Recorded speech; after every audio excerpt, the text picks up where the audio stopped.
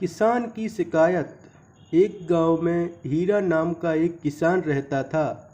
एक बार वह अक्सर खराब मौसम, आंधी तूफान, ओलावृष्टि, तेज धूप इत्यादि से परेशान हो गया, क्योंकि इससे उसकी फसल खराब हो जाती थी। इसलिए वह परेशान होकर ईश्वर से शिकायत करने लगा। किसान बोला, आप ईश्वर तो हैं, लेकिन फसल को कब क्या चाहिए इसकी जानकारी आपको नहीं है। जिसकी ज़रूरत भी नहीं होती है वह आप दे देते हैं। इसलिए आपसे मैं विनती करता हूँ कि आप मुझे एक मौका दीजिए, मेरे कहे अनुसार मौसम कीजिए, फिर हम सब किसान अन्न के भंडार भर देंगे। ईश्वर मुस्कुराए और बोले, ठीक है, आज से तुम्हारे अनुसार ही मौसम रखूँगा। किसान खुश हो गया। किसान ने अगली फसल में गेहूं की बुवाई की। उसने जब चाहा तब धूप मिली, उसने जब चाहा पानी मिला। पानी की तो उसने बिल्कुल कमी नहीं आने दी। आंधी, बाढ़ और तेज धूप तो उसने कभी आने ही नहीं दिए।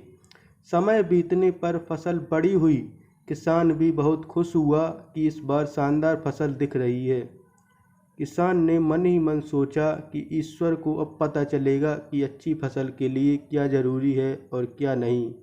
फालतू में ही किसान को परेशान करते रहते हैं। किसान जब फसल काटने के लिए खेत पहुंचा और उसने जैसे ही गेहूं के पौधे की बालियों को हाथ लगाया तो उसके पैरों तले ज़मीन खिसक गई। उसने देखा कि किसी भी पौधे की बालियों में एक भी दाना नहीं था। किसान बहुत दुखी हो गया और बोला, हे ईश्वर, ऐसा क्यों हुआ? मैंने तो सब कुछ सही किया और सही समय पर किया। इस पर ईश्वर बोले, हे प्रिय किसान, ऐसा तो होना ही था, क्योंकि तुमने इन पौधों को बिल्कुल भी संघर्ष नहीं करने दिया। इन्हें ना तो तेज धूप में तपने दिया और ना ही आंधी का सामना करने दिया। इन्हें किसी भी प्रकार की चुनौतियों का सामना करने ही नहीं दिया।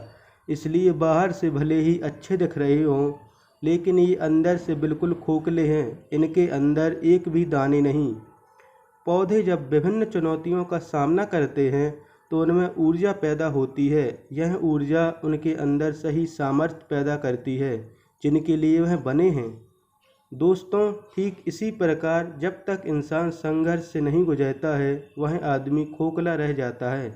जीवन की चुनौतियां ही उसके लिए उन्नति के नए रास्ते खोल देती हैं और आदमी को मजबूत और प्रतिभाशाली बनाती हैं।